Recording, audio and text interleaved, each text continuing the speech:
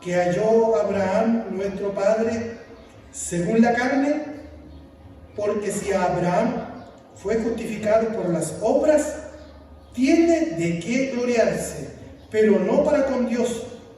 Porque, ¿qué dice la Escritura? Creyó Abraham a Dios y le fue contado por justicia. Pero al que obra, no se le cuenta el salario por gracia, sino como deuda.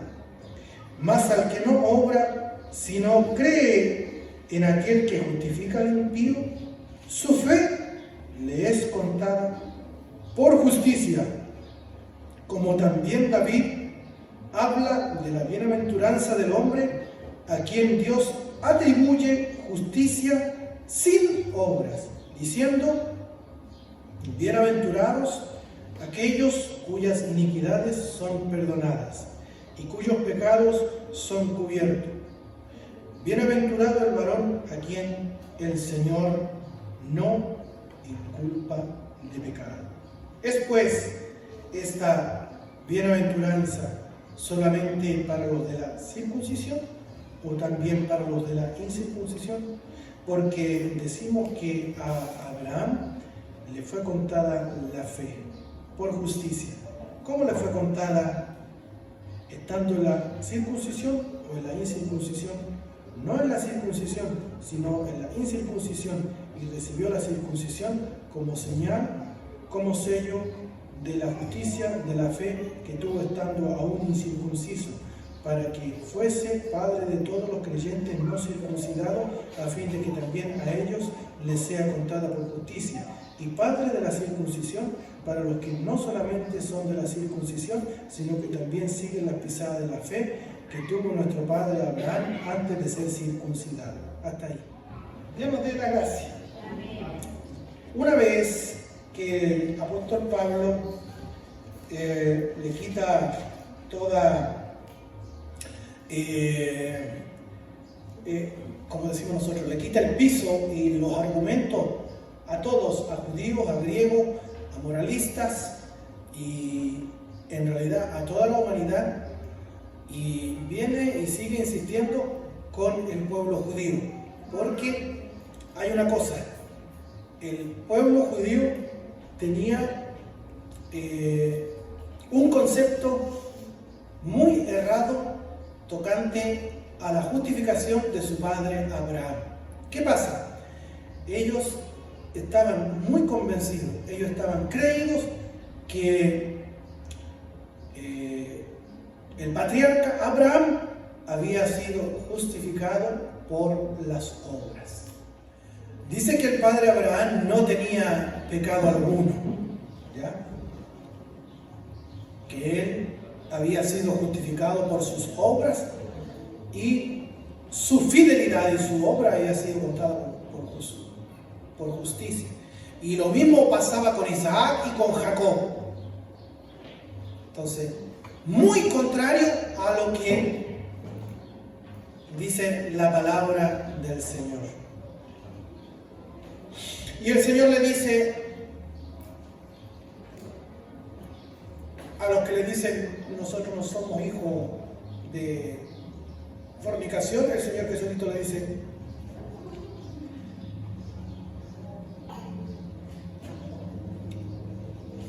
sé que soy hijo de Abraham, pero procuráis matarme.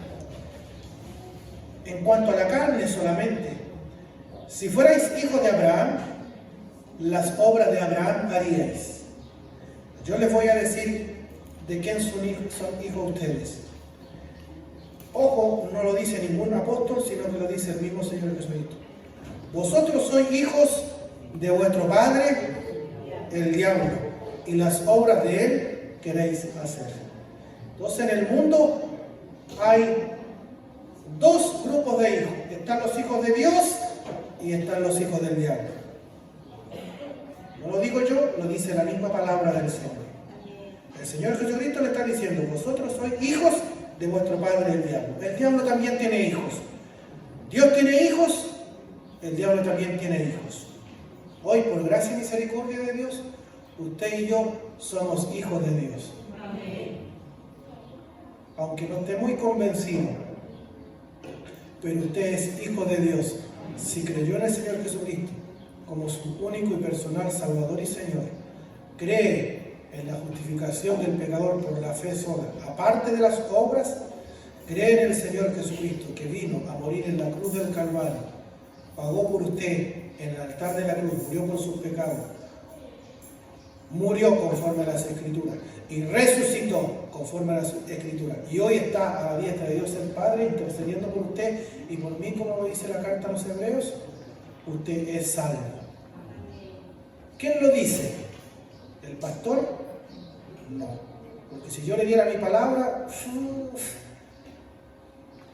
hay algo mucho más firme que la palabra de un hermano, de un pastor, de un obispo, de un papa. Está la palabra de Dios. ¿Ya? Entonces nosotros tenemos que abrazarnos con todas nuestras fuerzas y creer firme y ciegamente a la palabra del Señor. Bien, Romanos capítulo 4, verso 1 al 8. Abraham, justificado por la fe. Seguiremos dándole tiempo y minuto a la justificación por la fe sola. Dios justifica al impío por la fe sola, sin la participación de nuestras obras.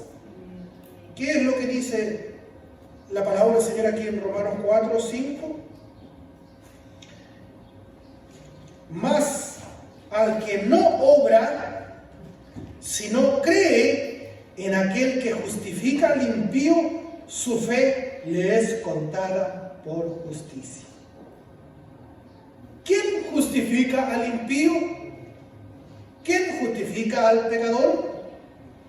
Porque si vamos a Proverbios capítulo 17, verso 15, vamos a ver que está en contraposición con este versículo 5. Proverbios 17, por favor, verso 15. El que justifica al impío, el impío no puede, a la vista de la justicia, no puede ser justificado. El impío, si hablamos de justicia, el impío tiene que ser castigado. El pecador tiene que ser castigado. ¿Qué merece el pecador? La muerte eterna, el infierno eterno. Digamos las cosas por su nombre, sin eufemismo, ¿cierto? Por eso dice, el que justifica al impío, y a la inversa ahora, y el que condena al justo, ¿cómo vamos a condenar al justo? Si el justo es justo. Lo que merece el justo no es precisamente la condenación, sino que el justo merece la salvación, la vida eterna. El problema es que ¿quién es justo? Entonces, ¿cuál es el dilema aquí? Mire, el que justifica al impío, eso es imposible, y el que condena al justo también es imposible. Ambos son igualmente abominación a Jehová. No puede ser. Dice Dios aquí en Proverbio que el que justifica al impío es abominación delante del Señor. No lo mira con buenos ojos.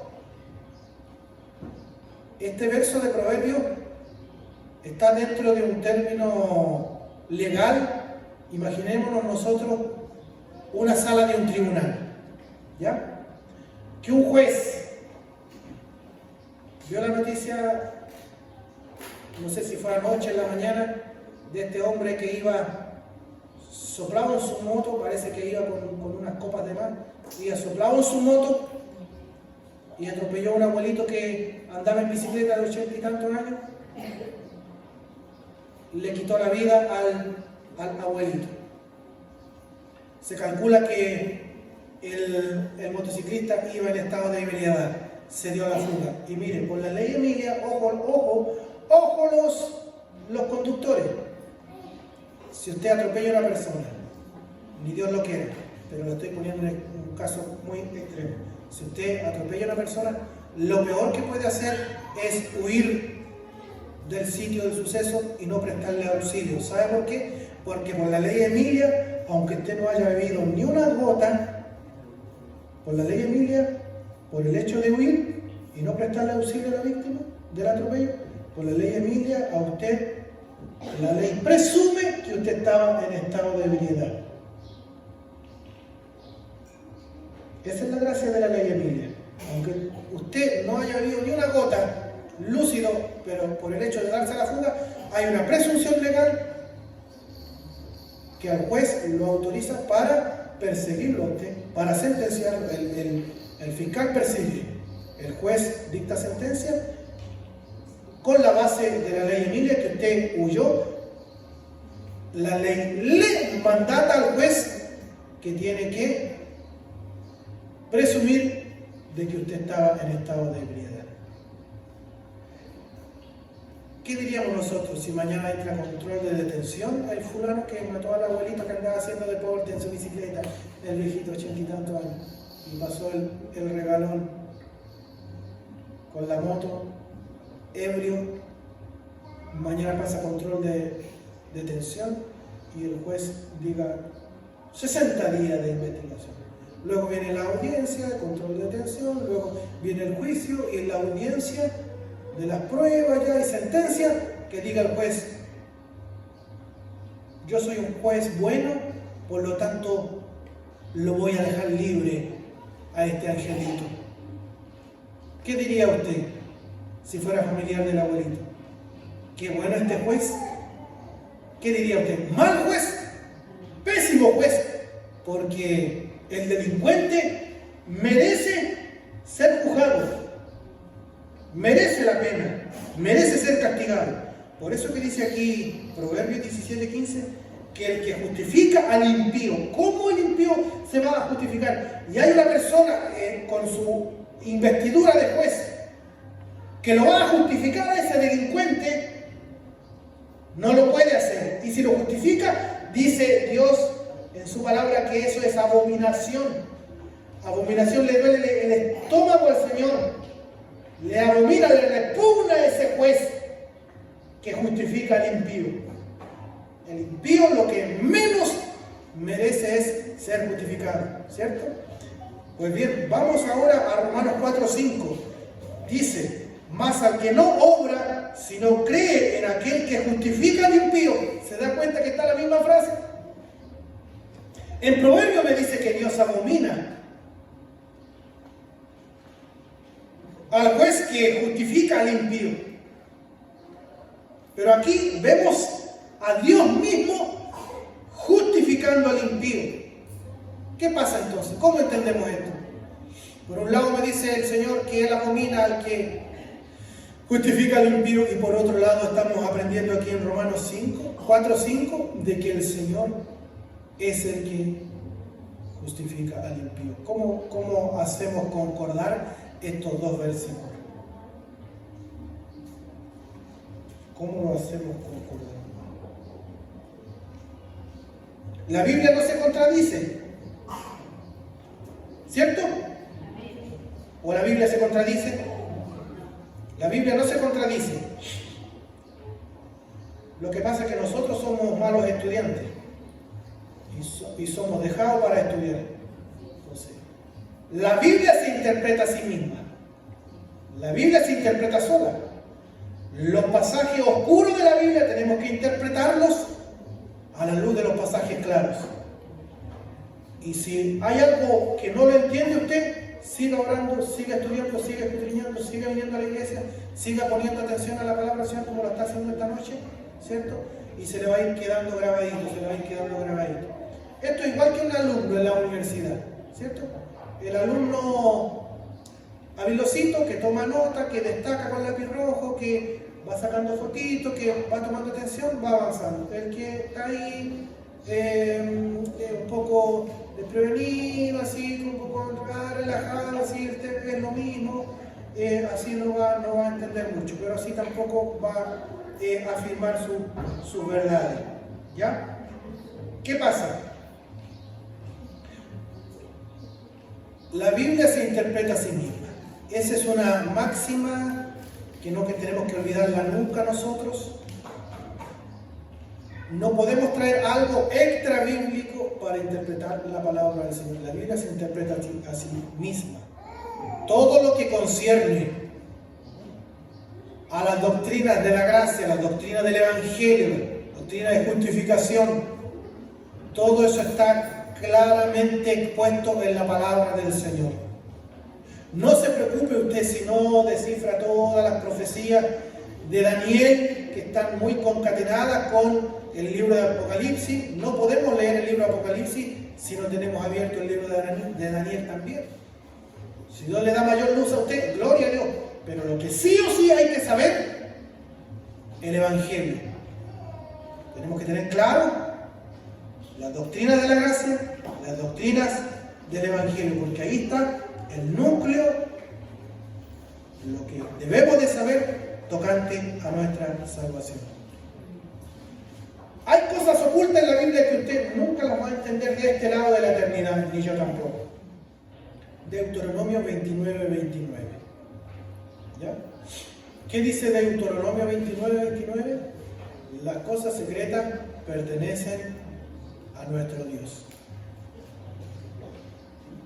¿Ya? ¿De qué madera sería la cruz de Cristo? Oh, yo podría decirle de olivo, usted me podría decir de eucalipto, el otro hermano diría de álamo.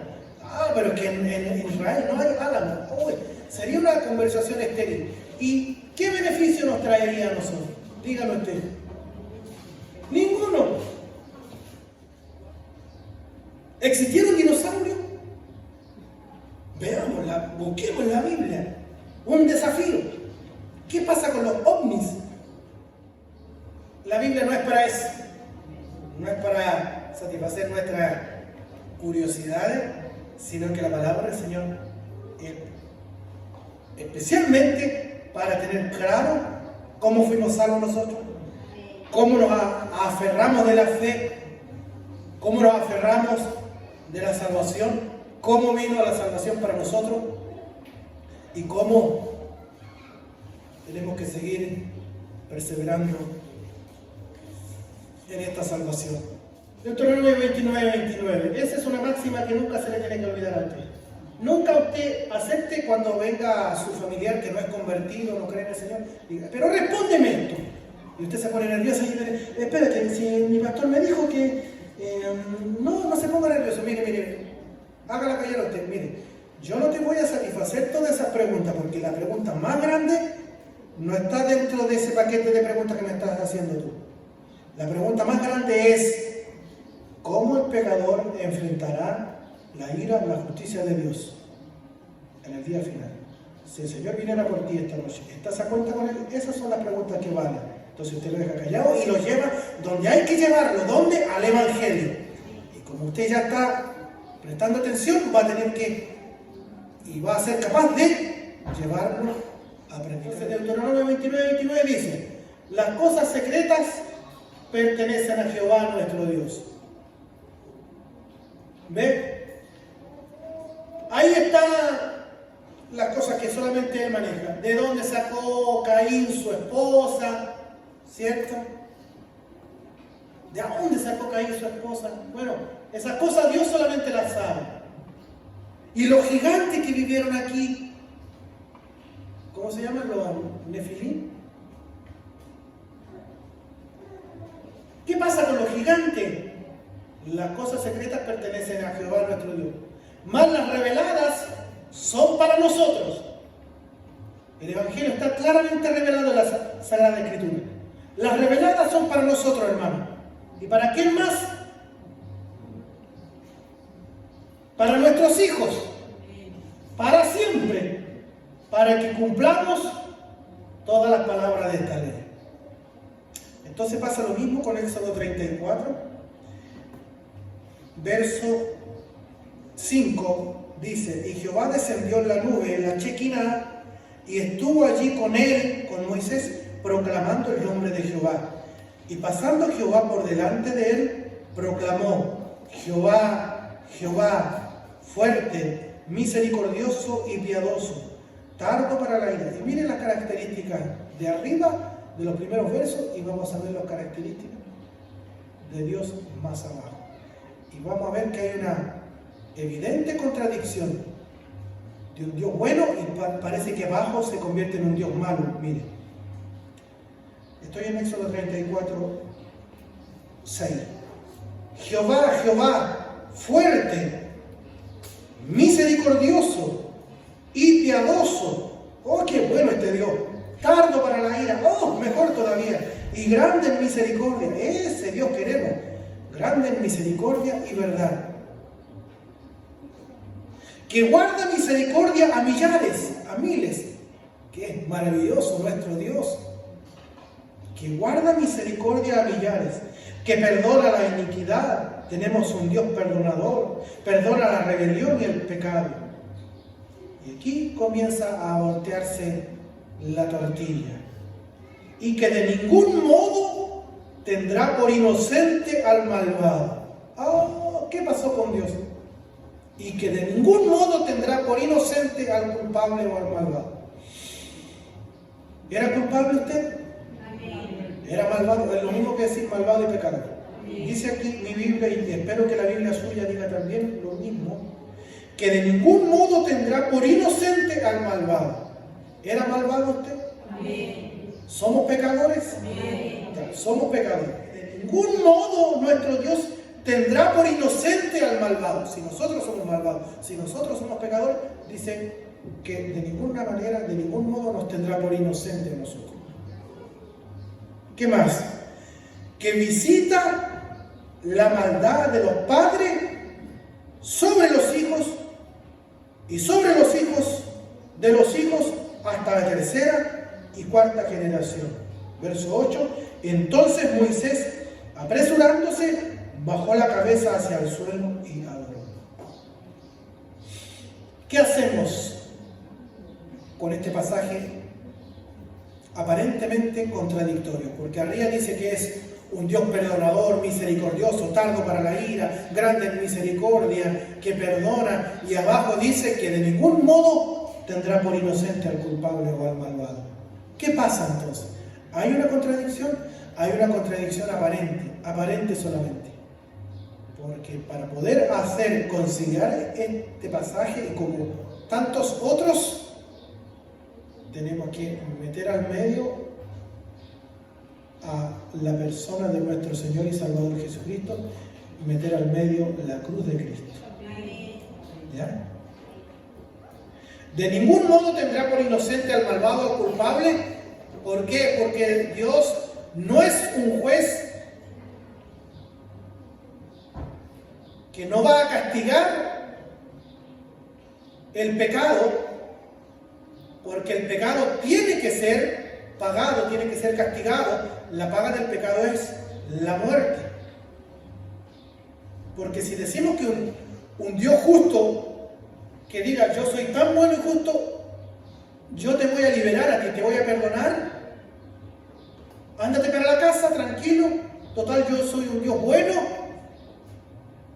y este pecado o toda tu vida pecadora que has cometido hasta el día de hoy, yo te voy a perdonar y no tengas ningún problema, tú te vas para la casa porque yo soy un Dios bueno. ¿Dejaría Dios de ser justo?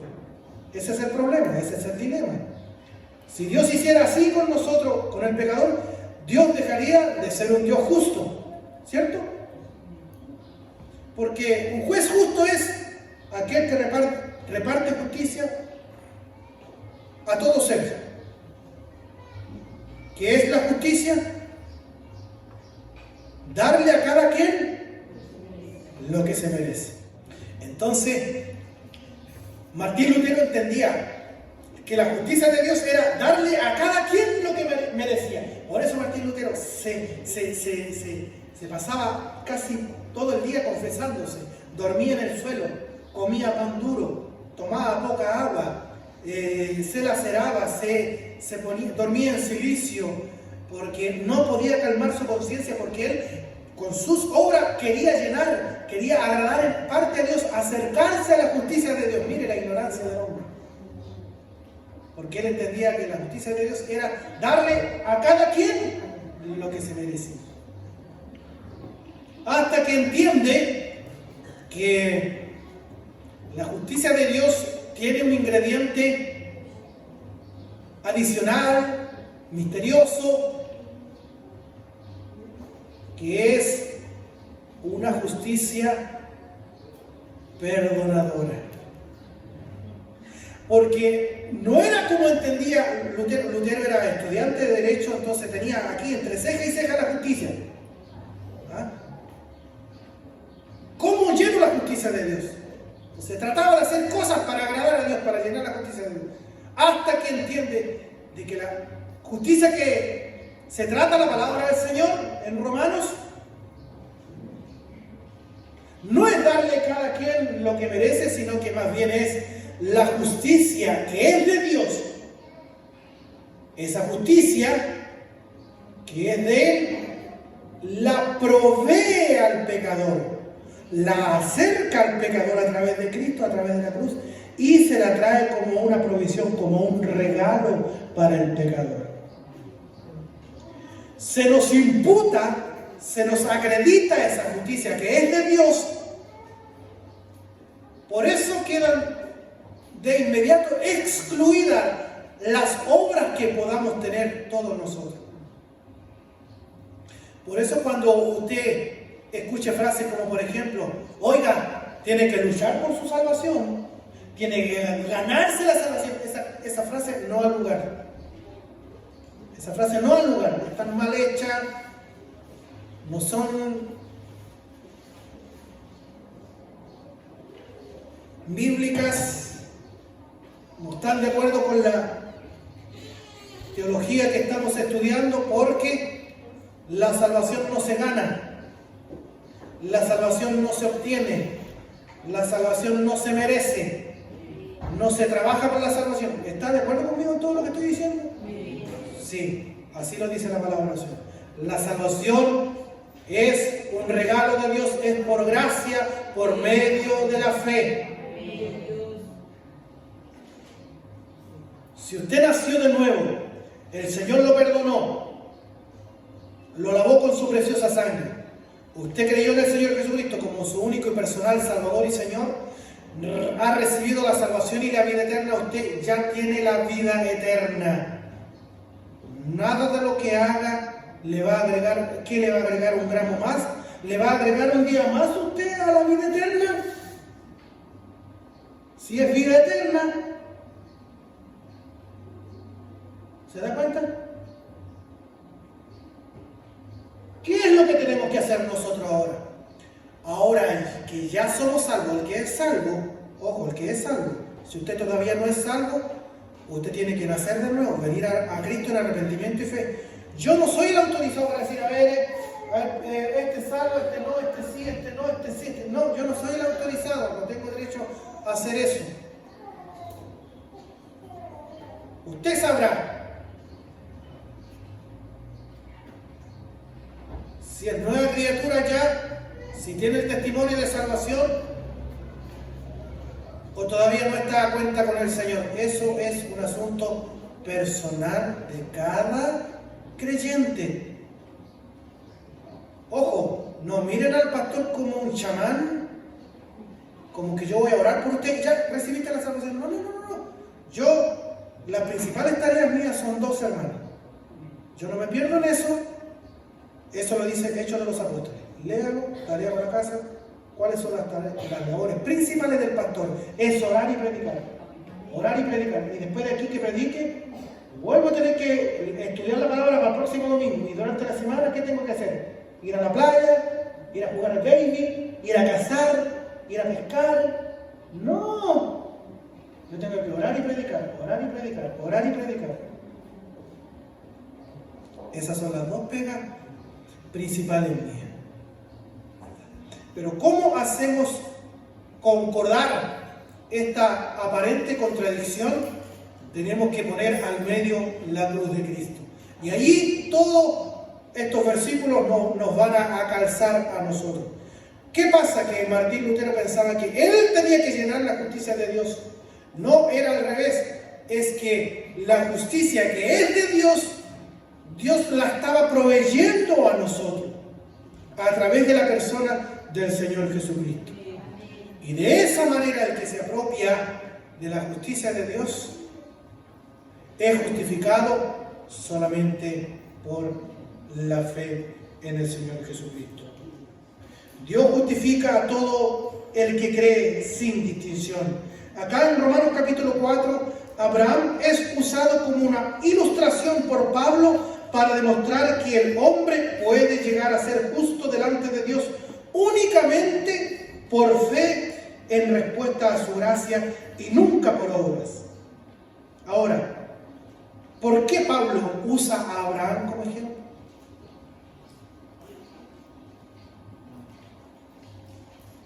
Para quitarle toda la confianza que tenían los judíos en su papito Abraham. Porque como decía recién, hay libros apócrifos que incluso dicen que Abraham nunca pecó, ni Isaac, ni Jacob, y que Abraham fue justificado por sus obras. Y eso no es así. La Biblia dice una cosa muy distinta. Dice la Biblia que Abraham creyó a Dios y le fue contado por justicia. Entonces, ¿por qué Pablo usa a Abraham como ejemplo de salvación por fe? Primer argumento es que Abraham vivió 2000 años antes que Pablo escribiera su carta. Pablo escribe su carta alrededor del año 60-65. Abraham vivió 2000 años antes que Pablo escribiera su carta. Entonces, con esto vemos que el principio de salvación por fe y no por obras no era algo nuevo, sino que Abraham, 400, 500 años antes que viniera la ley, ya estaba siendo justificado por la fe sola, sin ningún mérito que pueda tener el pecador. Porque no hay pecador que tenga mérito. No hay pecador ni pecadora que tenga obras. Querido hermano, eso es básico. Usted tiene que aprenderlo sí o sí y grabárselo en su disco duro. Nosotros somos salvos por pura gracia de Dios, por medio de la fe, no por obras, para que ninguno de nosotros nos gloriemos.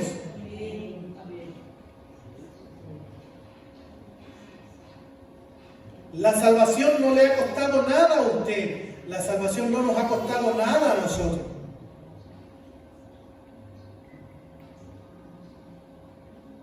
Entonces, cuando viene alguien a decirnos, ya, pues, el Señor puso el 90%, pon tú el 10% al menos. No, eso no es así. Dios puso el 99%, pon tú al menos el 1%. Tampoco es así. La salvación pertenece al Señor. Pablo usa a Abraham como un ejemplo porque vivió 2000 años antes que Pablo escribiera su carta. Entonces, el principio de salvación por fe y no por obras no era algo nuevo, sino que recorre toda la Biblia. La salvación nunca ha sido por obras, ni en el Antiguo ni en el Nuevo Testamento. La fórmula es la misma. Mire, todos los santos del Antiguo Testamento, como si no había venido todavía a Cristo, no lo conocieron, no había muerto en la cruz, ¿cómo fueron salvados? ¿Cómo fueron justificados? Por esa fe puesta en que un día vendría el Salvador, vendría el Mesías prometido y llegaría, como lo decían los profetas, y llegaría y nacería y moriría. Por esa fe fueron salvados. ¿Y nosotros cómo somos salvados? Con la misma fe. No hemos visto. Podríamos decir, ¿y quién me asegura que 2000 años atrás vino Cristo y murió? En una de esas son puras mentiras. Porque no hemos visto nada. Eso pasó más de 2000 años atrás. Bueno, esa fe depositada en que más de 2000 años atrás vino verdaderamente nuestro Salvador. Murió por nosotros en el altar de la cruz, por nuestros pecados para darnos salvación y vida eterna. Esa misma fe nos justifica a nosotros. Qué maravilloso. ¿Qué más? Abraham vivió más de 600 años antes de la ley.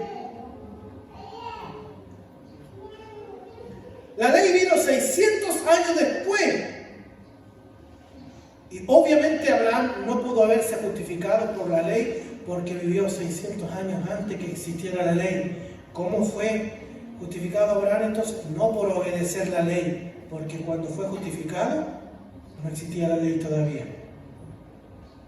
Abraham es un ejemplo bíblico de fe y piedad genuinos, porque Abraham era utilizado por los rabinos como ejemplo de cómo el hombre es justificado por las obras. Porque dicen ellos, toman el pasaje de Génesis capítulo 22, cuando Dios le dice, Abraham, sacrifícame a tu único hijo, Isaac, sacrifícalo. Y Abraham obedece y lo va a sacrificar. Y dice que por esa obra, Abraham fue justificado. Entonces, por esa obra, el patriarca Abraham obtenía la justicia de Dios, sin saber que antes de Génesis 22 está Génesis 12, Génesis 15, Génesis 17, donde allí, precisamente en Génesis 15, el creyente Abraham cree en el Señor Jesucristo, cree y su fe le es contada por justicia. Y nosotros que somos hijos de Abraham en cuanto a la fe, hemos creído y esa fe también nos es contada por justicia. Entonces Abraham fue justificado por su fe. Génesis capítulo 12. Pero Jehová había dicho a Abraham, vete de tu tierra y de tu parentela y de la casa de tu padre a la tierra que te mostraré, y haré de ti una nación grande y te bendeciré y engrandeceré tu nombre y serás bendición. Bendeciré a todos los que te bendijeren y a los que te maldijeren maldeciré, y serán benditas en ti todas las familias de la tierra. Luego dice el verso 7, y apareció Jehová a Abraham y le dijo, a tu descendencia daré esta tierra. Y edificó allí un altar a Jehová, quien le había aparecido. Entonces aquí tiene la promesa de que le daría un pueblo, una tierra, bendición, un rey, como lo dice acá Génesis 15 y 17. Génesis 15. Después de estas cosas vino la palabra de Jehová a Abraham en visión diciendo, no temas, Abraham, yo soy tu escudo y tu galardón será sobremanera grande. Y respondió Abraham, Señor Jehová, ¿qué me darás siendo así que ando sin hijo y el mayordomo de mi casa es ese Damaseno Eliezer? Dijo también Abraham, mira que no me has dado prole, y aquí que será mi heredero un esclavo nacido en mi casa. Luego vino a él palabra de Jehová diciendo, y aquí le reitera la promesa, no te heredará sino un hijo tuyo será el que te heredará. Y lo llevó fuera y le dijo, mira ahora los cielos y cuenta las estrellas si las puedes contar. Y le dijo, así será tu descendencia. Y creyó a Jehová y le fue contado por justicia. Aquí en este verso 6 es la primera vez que aparece la palabra fe o la palabra creer, porque vamos a ver al final que estamos próximos a llegar, no se preocupe. Vemos la primera vez aparecer en la Biblia la palabra fe o la palabra creer, que se confunden acá las mismas palabras, fe y creer son sinónimos. Aquí aparece la primera vez, y creyó a Jehová y le fue contado por justicia, sin ver hijos, sin ver tierra, sino que creyó. No te heredará este esclavo, sino un hijo tuyo será el que te heredará. Y lo llevó fuera y le dijo, mira ahora los cielos y cuenta las estrellas si las puedes contar. Y le dijo, así será tu descendencia. Y creyó a Jehová y le fue contado por justicia.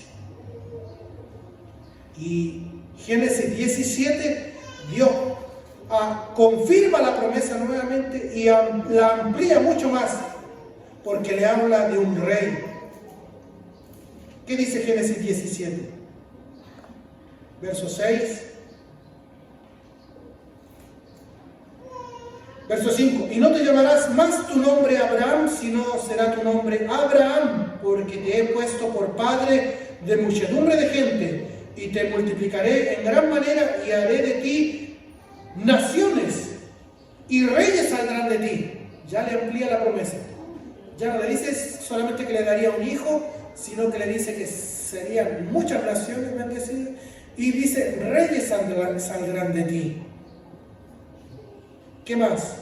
Estableceré mi pacto entre mí y ti, y tu descendencia después de ti, en sus generaciones, por pacto perpetuo, para ser tu Dios, y el de tu descendencia después de ti. Y te daré a ti y a tu descendencia después de ti la tierra en que moras, toda la tierra de Canaán, en heredad perpetua, y seré el Dios de ellos. Aquí estamos involucrados nosotros también, por si acaso, porque vamos a ver Hebreos 11 que Abraham no se aferra tanto a la tierra de Canaán. Se da cuenta que aquí le está diciendo que le va a dar mucha gente, le va a dar tierra, van a salir reyes de sus lomos, y estableceré mi pacto perpetuamente con tu descendencia. Pero dice el libro de Hebreos que más que la Canaán terrenal, estaba su fe cimentada en una patria cuyo fundamento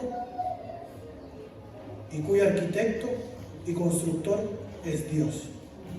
Entonces aquí estamos involucrados también nosotros. Verso 9, dijo de nuevo Dios a Abraham, en cuanto a ti, guardarás mi pacto tú y tu descendencia después de ti por sus generaciones. Este es mi pacto que guardaréis entre mí y vosotros y tu descendencia después de ti. Será circuncidado todo varón de entre vosotros, y circuncidaréis pues la carne de vuestro prepucio, y será por señal del pacto entre mí y vosotros. Y de edad de 8 días será circuncidado todo varón entre vosotros por vuestras generaciones, el nacido en casa y el comprado por dinero a cualquier extranjero. Por eso que el Señor Jesucristo tuvo que ser circuncidado al 8º día, porque aquí lo dice la ley del Señor. Entonces, habla de un reino incondicional, porque este pacto es incondicional, porque viene por gracia. Dios le hace este pacto con Abraham, no tiene que cumplir nada Abraham. Ojo, Abraham no tiene que cumplir nada, sino que este pacto vino incondicionalmente, por gracia, por fe, porque creyó a Dios y le fue contado por justicia. Y lo mismo tiene que suceder con nosotros. Entonces habla de un reino incondicional. La simiente de Abraham debe cumplir la ley de Dios. Desde aquí se empieza a ver este aspecto que debe de cumplir toda la ley. ¿Qué pasa? Dígame usted, ¿la descendencia de Abraham cumplió la ley de Moisés? Lejos, ¿cierto? Lejos anduvo. ¿Fallaron el pacto? Claro que lo fallaron. Pero resulta que el Señor le dice, en tu simiente, vamos a ver eso en Gálatas, dice el Señor, en tu simiente, no habla como de plural, en tus simientes, sino que dice, en tu simiente serán benditas todas las familias o todas las naciones de la tierra. ¿Y quién es esa simiente? El Señor Jesucristo.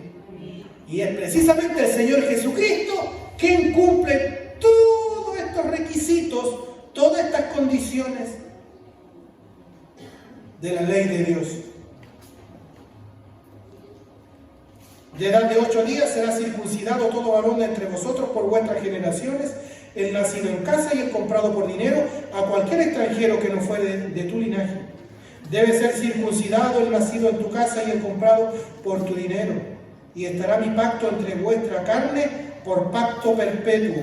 Y el varón incircunciso, el que no hubiere circuncidado la carne de su prepucio, aquella persona será cortada de su pueblo, ha violado mi pacto.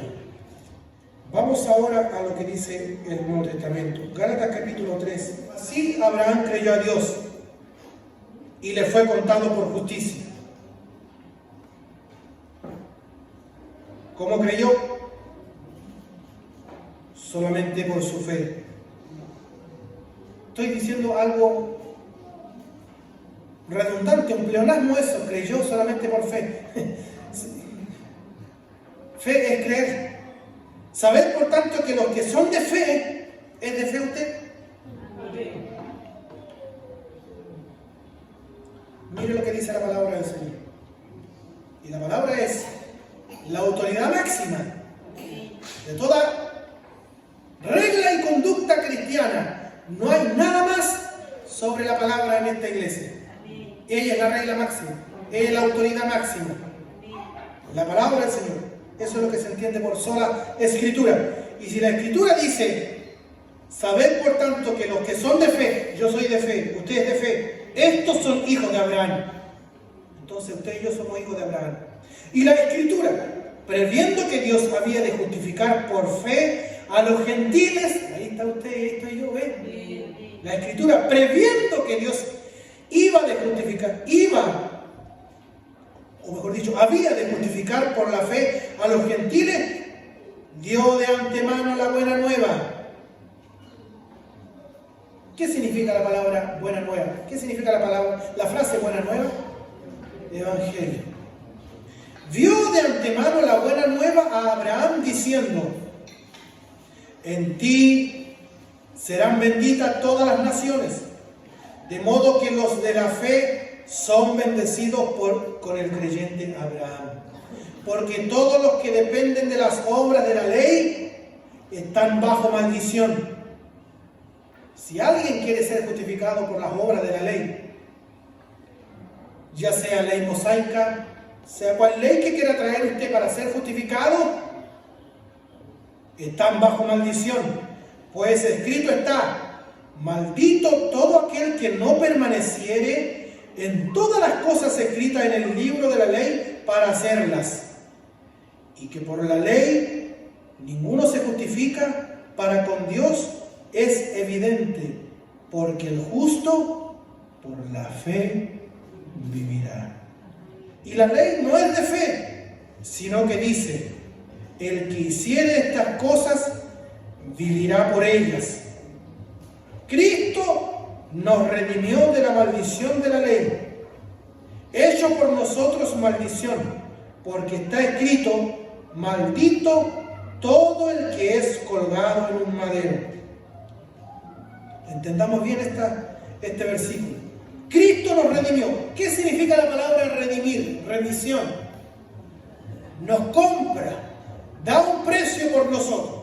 Cristo hace un pago por nosotros, nos redime de la maldición de la ley. ¿Qué significa eso? Ahora nosotros, para ser justificados, para ganarnos el cielo, la entrada al cielo, no tenemos que cumplir la ley. No se me pierda. No se me pierda, por favor, porque aquí donde hay algunos se confunden. Porque dicen, hoy estamos en la gracia y no hay que cumplir la ley. No. Chao. Yo no estudio la Biblia, esto es para cabezones. No, si yo soy salvo por gracia, no hay. Como que no hay que cumplir ninguna regla. No, un momentito. Esa es la mitad del Evangelio. ¿Sabía usted o no? Esa es la mitad del Evangelio. Entonces, por eso es importante prestar atención. Y son importantes estas reuniones. Y el Espíritu Santo es tan caballero él, porque nos da espacio y no hay ninguno llorando, ninguno manifestándose, sino que están todos ahí calladitos y tienen que estar prestando silencio y atención a la explicación de la palabra. Dice aquí la palabra del Señor que Cristo nos redimió de la maldición de la ley. ¿En qué sentido nos redime de la maldición de la ley? Porque Él la cumple para regalarnos gratuitamente, estoy redundando, regalarnos gratuitamente, gracia, gratuito, todo es redundar, no importa, a Pablo no le interesa, no le importa redundar, con tal de que el lector, el oyente, pueda entender de que todo es por gracia, un regalo, por medio de la fe. Entonces Cristo cumple la ley y ahora nosotros de esa manera somos liberados de cumplir la ley para ganarnos el cielo. Por eso ya no tenemos que cumplir la ley para ganarnos el cielo, para ser salvos. porque la salvación es gratuita. Ahora, le hago una pregunta de examen de grado. ¿Nosotros debemos de cumplir la ley? Le cambié la pregunta. ¿La ley está vigente? Claro que está vigente. ¿Debemos de cumplir la ley? Claro que sí. Pero no para ganarnos la salvación. No, la salvación ya la tenemos. ¿Cómo? Por la fe. Y vuelvo al pasaje que tenemos que sacar todos los domingos. ¿Cuál? Efesios 2, del 8 al 10. Por gracia soy salvo por medio de la fe. Y esto no de vosotros, es un don de Dios. No por obras para que nadie se gloríe. Entonces, ¿debemos de guardar la ley para ser salvos? No. Somos salvos por gracia, por medio de la fe. Hubo otro quien la cumplió, el Señor Jesucristo, porque usted y yo jamás íbamos a poder cumplir la ley para ser salvos. No existe ser humano. Los judíos decían, sí hubo uno, fue Abraham. Y Pablo dice, no, el patriarca tampoco fue salvado por las obras. El patriarca creyó y le fue contado por justicia. Porque la salvación, o mejor dicho, la fórmula para la salvación en la Sagrada Escritura es la misma. Somos salvos por medio de la fe. Así se salvaron los creyentes en el Antiguo Testamento y son salvos los creyentes en el Nuevo Testamento. Ahora que somos hechos salvos, hemos nacido de nuevo, ahora somos nuevas criaturas. Ahora sí que, porque somos nuevas criaturas, Dios nos capacita ahora para cumplir la ley. Pero la ley tenemos que cumplirla, no para ser salvo. Oiga, eso lo he repetido como 3 veces ya, pero es importante para que usted lo reciba y lo asimile en su conocimiento. Ahora, porque somos salvos, esta nueva naturaleza en nosotros, ahora sí que estamos capacitados para cumplir la ley. Básicamente los 10 mandamientos están vigentes, ¿cierto? No los cumplimos íntegramente porque ¿quién hay de ustedes, ni del pastor para abajo, cumple íntegramente los 10 mandamientos? Nadie los puede cumplir íntegramente, pero sí los cumplimos sinceramente, le hacemos empeño. Cumplimos la ley, no para ser salvos, sino que porque somos salvos, somos nuevas criaturas, ahora esta nueva naturaleza en nosotros, estamos capacitados para cumplir la ley. En gratitud, no para ganarnos el cielo, porque ahora usted es un nuevo hombre, ¿cierto? Usted es una nueva mujer, ¿cierto? Entonces usted tiene la capacidad por el Señor para cumplir la ley. Y así usted va demostrando con su testimonio de que usted es una nueva criatura. Por eso dice el verso 13 aquí en Gálatas 3. Cristo nos redimió de la maldición de la ley, hecho Él por nosotros maldición, como está escrito, maldito todo el que es colgado en un madero, para que en Cristo Jesús la bendición de Abraham alcanzase a los gentiles. ¡Qué maravilloso! Para que en Cristo Jesús la bendición de Abraham nos alcanzara a nosotros también los gentiles, a fin de que por la fe recibiésemos la promesa del Espíritu. Todo es por medio de la fe. Hermanos, hablo en términos humanos. Un pacto, aunque sea de hombre, una vez ratificado, nadie lo invalida, ni le añade. Ahora bien, a Abraham fueron hechas las promesas, y a su simiente, y atención, a Abraham fueron hechas las promesas, como pasamos rápidamente por Génesis 14, 15 y 17. Rápidamente. A Abraham fueron hechas las promesas, dice, y a su simiente. No dice a las simientes, como si hablase de muchos, sino como de uno, y a tu simiente, una sola simiente, la cual es Cristo, dice Pablo en Gálatas. Qué maravilloso. Qué maravilloso. Juan 8:56. Tomo del 48. La preexistencia de Cristo. Respondieron entonces los judíos y le dijeron: ¿nos decimos bien nosotros que tú eres samaritano y que tienes demonio? Mire, eso le decían al Señor. Respondió Jesús: yo no tengo demonio, antes honro a mi Padre, y vosotros me deshonráis. Pero yo no busco mi gloria, hay quien la busca y juzga. De cierto os digo, que el que guarda mi palabra nunca verá muerte. Entonces los judíos le dijeron: ahora conocemos que tienes demonio. Abraham murió y los profetas, y tú dices: el que guarda mi palabra nunca sufrirá muerte.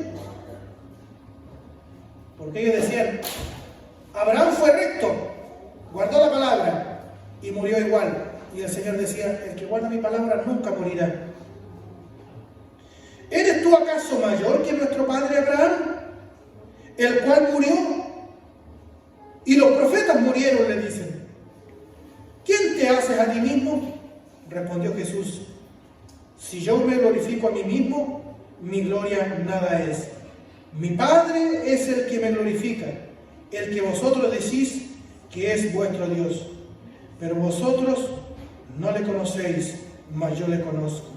Y si dijere que no le conozco, sería mentiroso como vosotros. Pero le conozco y guardo su palabra. Abraham, vuestro padre, se gozó de que había de ver mi día, y lo vio y se gozó. Qué importante es este verso 56. Dice: Abraham, vuestro padre, se gozó de que había de ver mi día, y lo vio y se gozó. Dice el Señor Jesucristo que Abraham se gozó, que iba a ver el día del Señor. ¿Qué más dice? Y lo vio. Y cuando lo vio, se gozó. Vamos por favor rápidamente a Génesis 22. Todo del verso 6. Y tomó Abraham la leña del holocausto y la puso sobre Isaac su hijo. Y él tomó en su mano el fuego y el cuchillo, y fueron ambos juntos.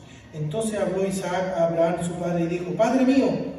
Y él respondió: heme aquí, hijo mío. Y él le dijo: he aquí el fuego y la leña, mas ¿dónde está el cordero para el holocausto? Y respondió Abraham: Dios se proveerá de cordero para el holocausto, hijo mío. E iban juntos. Y estas palabras no son así al aire, antojadizas, las que pronuncia Abraham, sino que es lo que tenía que decir. Dios se proveerá de cordero para el holocausto. Así, Abraham estaba diciendo: Dios se proveerá del cordero, del verdadero cordero que quita el pecado del mundo. Dios se proveerá de su hijo para el holocausto, para darle salvación y vida eterna a sus hijos. ¿Quién se proveyó de Salvador? Dios proveyó el Salvador. Porque el Evangelio es idea de Dios.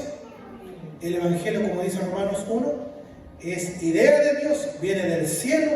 Él es el autor del Evangelio. Por lo tanto, como Él es el autor del Evangelio, Él ideó el Evangelio, Él se proveyó de Cordero, Él se proveyó de Salvador. Por eso es la respuesta de Abraham a su hijo: Dios se proveerá de cordero para el holocausto, hijo mío. E iban juntos. Y cuando llegaron al lugar que Dios le había dicho, edificó allí Abraham un altar y compuso la leña y ató a Isaac su hijo y lo puso en el altar sobre la leña.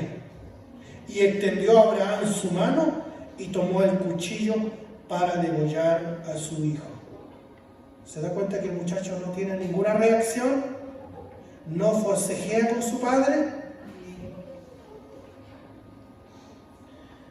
Toma el cuchillo para degollar a su hijo.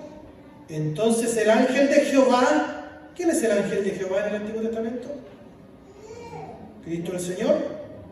Entonces el ángel de Jehová le dio voces desde el cielo y dijo: Abraham, Abraham.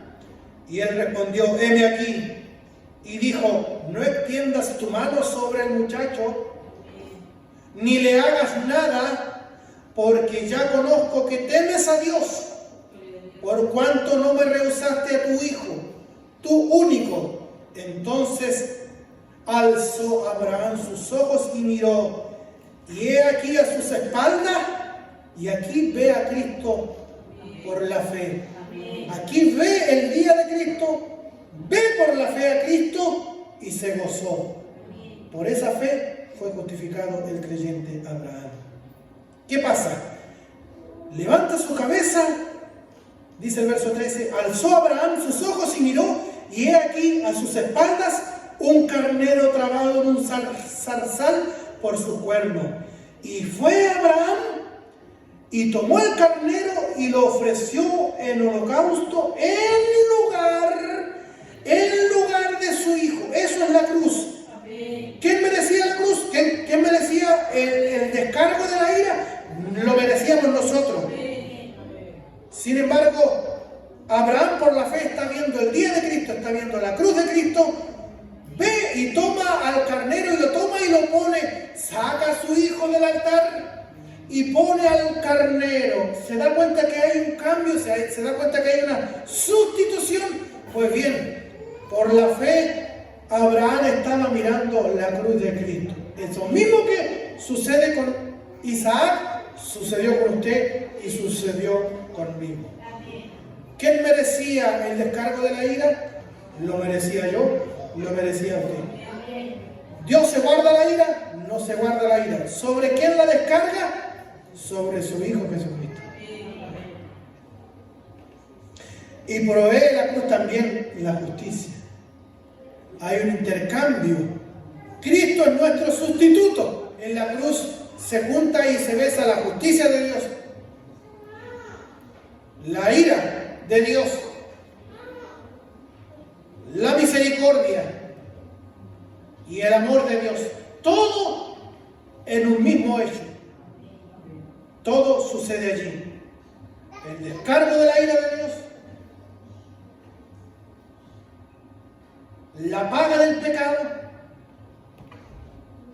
la ira de Dios, la manifestación de su justicia, pero también la misericordia, la gracia y el amor de Dios. Todo en ese evento de la cruz. Veamos lo que dice Hebreos capítulo 11. Por la fe Abraham, siendo llamado, obedeció para salir al lugar que había de recibir como herencia y salió sin saber a dónde iba. ¿Cuándo recibe esa voz? ¿Cuándo recibe esa orden? Ya lo leímos, Génesis 12. Dice que por fe obedeció sin saber a dónde iba.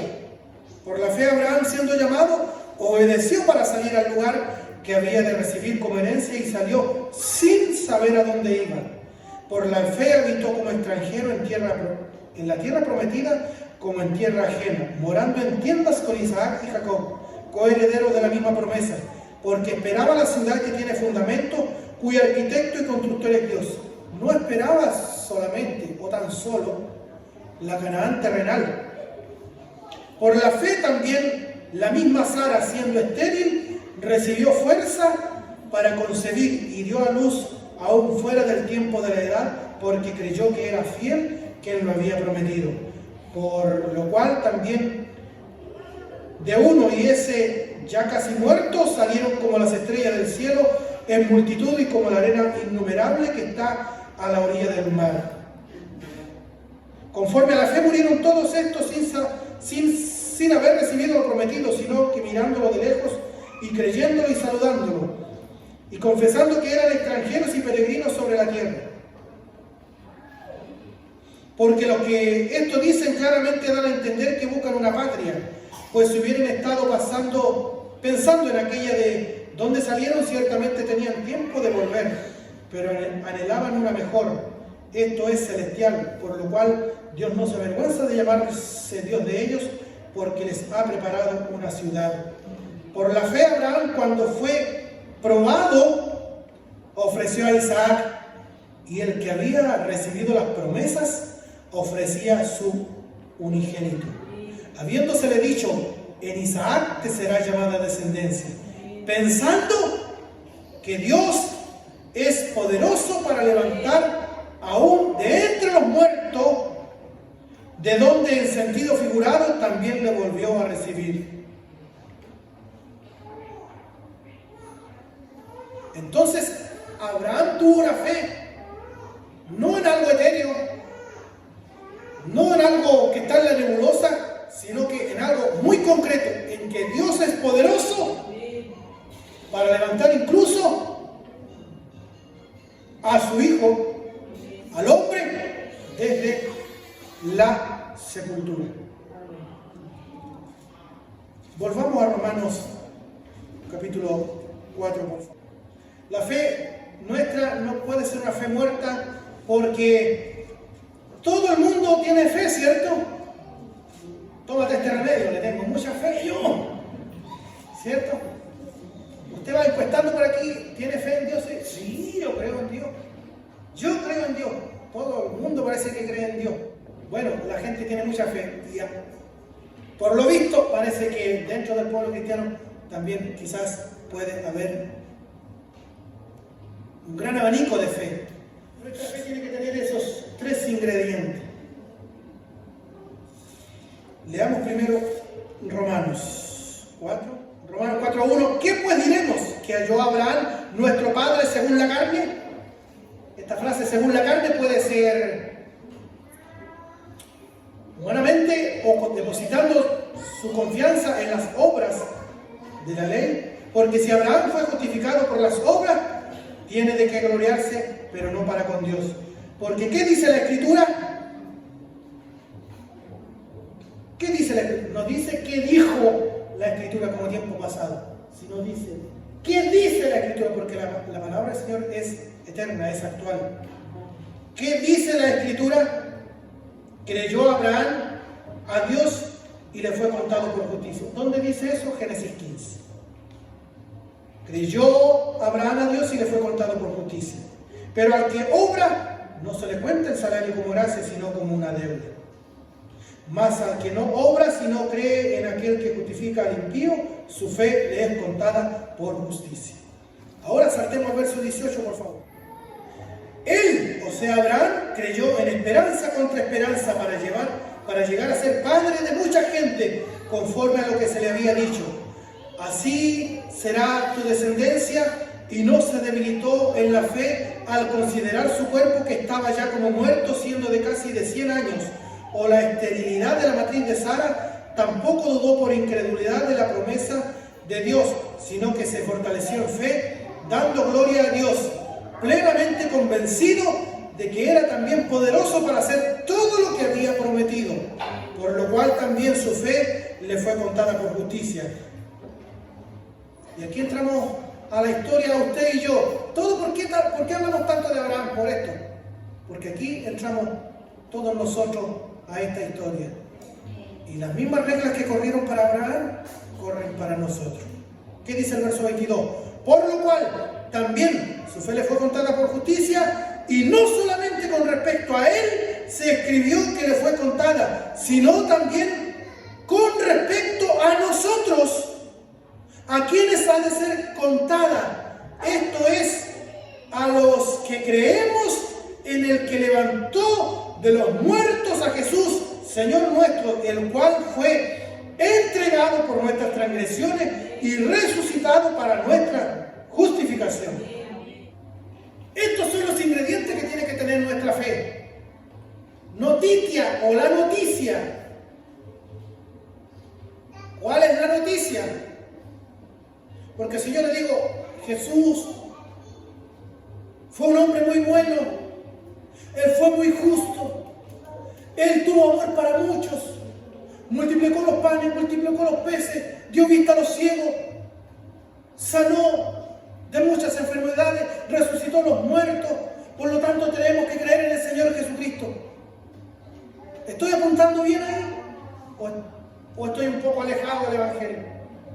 Porque lo que le acabo de decir, estoy destacando una parte del Señor Jesucristo, que vino a hacer señales, prodigios y milagros. O podríamos creer en el Señor Jesucristo como un hombre que murió por sus convicciones. Fue coherente y murió por sus principios. Y podríamos estar, no podríamos, estamos equivocados si seguimos a Cristo por eso. Porque los grandes padres de la filosofía, como Platón, murieron también por sus convicciones.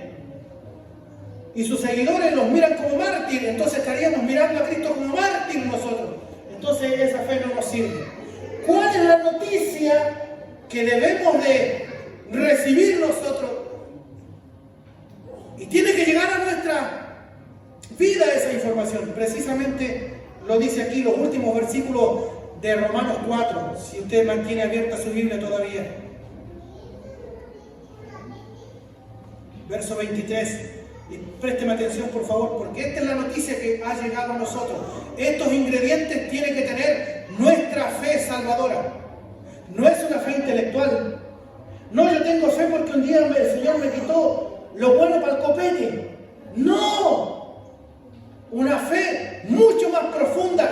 ¿Qué es lo que realmente vino a hacer el Señor Jesucristo? A ver, si usted responde, ¿por qué murió Cristo en la cruz? ¿Por qué murió Cristo en la cruz? ¿Para qué murió Cristo en la cruz? ¿De quién nos salva el Señor? ¿De qué nos salva el Señor? ¿De quién nos salva? Nosotros tenemos que saber eso. No me voy a decir, el Señor Jesucristo vino para que yo sea feliz y me sienta realizado. No. Eso está lejos de la fe salvadora. Hay una fe intelectual. Muchos seguían al Señor Jesucristo. Lea los evangelios. Ya la hora me pilló, no tengo más tiempo para ir a referencia. Muchos seguían al Señor Jesucristo con una fe intelectual. Seguían al Señor. Una fe intelectual solamente. Una fe formal. Y en su momento el Señor Jesucristo le dice a todos los que seguían, a todos los que le seguían: vosotros, si hacéis mi voluntad, seréis verdaderamente mis discípulos. ¿Ya? No cualquiera es discípulo del Señor. Muchos seguían al Señor. Lea usted Juan capítulo 6. Un día jueves pasado, algunos hermanos que asistieron aquí, desglosamos Juan 6, ¿cierto? Que todos lo seguían. ¡Ah, maravilloso! Multitudes. Lea usted Juan 6 en su casa, que los primeros capítulos seguía mucha gente, gran multitud, porque le multiplicaba los panes, le multiplicaba los peces, guatita llena, corazón contento. Llega a un versículo donde el Señor Jesucristo le dice: ustedes me buscan porque ayer se saciaron, trabajen por el pan que a vida eterna permanece. Y comienza a decirle el Señor: yo soy el pan vivo de que descendió del cielo. Vuestros padres en el desierto no comieron el verdadero maná, yo soy el verdadero pan.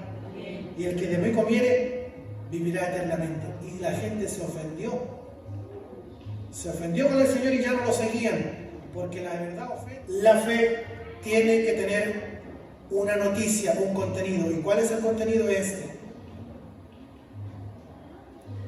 Vuelvo al verso 23 de Romanos 4:23 al final. Demasiado importante. Esto es lo que tenemos que saber de Cristo nosotros. Y no solamente con respecto a Él se escribió que le fue contada, sino también con respecto a nosotros, a quienes ha de ser contada. ¿Contada qué cosa? La fe. Esto es, 2 puntos, y subraya aquí, póngale negrita con lápiz rojo, y si no tiene lápiz rojo, con el lápiz de ojo, por favor. Esto es lo que tenemos que saber para que nuestra fe sea salvífica. La noticia, ¿cuál es la noticia? Esto es, a los que creemos en el que levantó de los muertos a Jesús. ¿Quién levantó de los muertos a Jesús? Dios. ¿Por medio de quién? Del Espíritu Santo. Debemos de creer, esta es la noticia, que creemos en el que levantó de los muertos a Jesús, porque Cristo fue levantado de los muertos, ¿verdad? Hoy vive y reina para siempre. Señor nuestro, esta es la noticia, el cual fue entregado por nuestras transgresiones. ¿Quién lo entregó? Dios el Padre lo entregó. Y fue resucitado para nuestra justificación. Eso es lo que tenemos que recibir nosotros como noticia. Eso es lo que tenemos que abrazarlo. Y el segundo elemento es el ascenso. Tenemos que creer en esa noticia.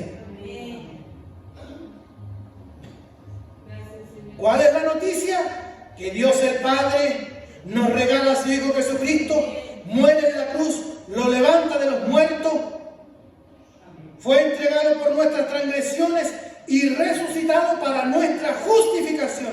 Esto sí o sí tenemos que leerlo, tenemos que creerlo y ojalá memorizarlo, el verso 24 y 25 de Romanos 4. Segundo elemento, el ascenso. Tenemos que creer a esa buena noticia. Tenemos que creer a esa buena noticia. Y ahí la palabra fe y creer se confunden. ¿Ve? Fe es lo mismo que creer.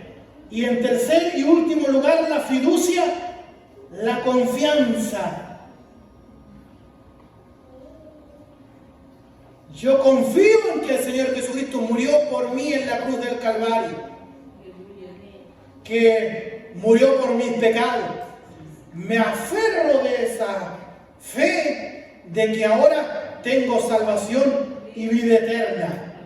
Tiene que ser una confianza en la palabra del Señor, tengo que creer, y esa confianza tiene que permanecer en mi persona. Dios bendiga su bendita palabra en nuestros corazones. Esto se reafirma también en 1 Corintios capítulo 15, del 1 al verso 4. Aquí está resumido de una forma magistral el Evangelio. Si usted quiere ubicar un pasaje de la Biblia donde reúna todos los requisitos del Evangelio, 1 Corintios 15, del 1 al 4, es un pasaje que sí o sí usted lo tiene que manejar, ojalá grabarse. ¿Qué dice Pablo a los Corintios? Además os declaro, hermanos, el Evangelio que os he predicado, el cual también recibisteis, en el cual también perseveráis, por el cual asimismo si retenéis la palabra que os he predicado, sois salvos si no creísteis en vano. ¿Se da cuenta que hay una fe que no es fe? Una fe vana. La verdadera fe tiene que tener estos tres elementos: la noticia, el creer y la fiducia, la confianza en lo que estamos recibiendo, la confianza en el Evangelio. Que nada ni nadie lo mueva de sus convicciones. ¿A qué le vamos a creer? ¿Al que habla al oído o a la palabra del Señor? Miren, los reformadores decían, si su fe tiene la noticia, ya estamos claros.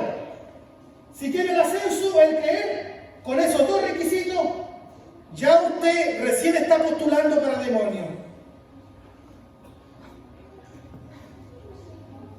Porque los demonios creen, tiemblan, saben quién es Dios. Tienen clara la noticia, creen en Dios. Entonces, si usted, su fe, tiene la noticia, tiene el ascenso, tiene el creer, recién está postulando para demonio usted. Aunque usted crea que lo estoy insultando, por favor, no, por favor.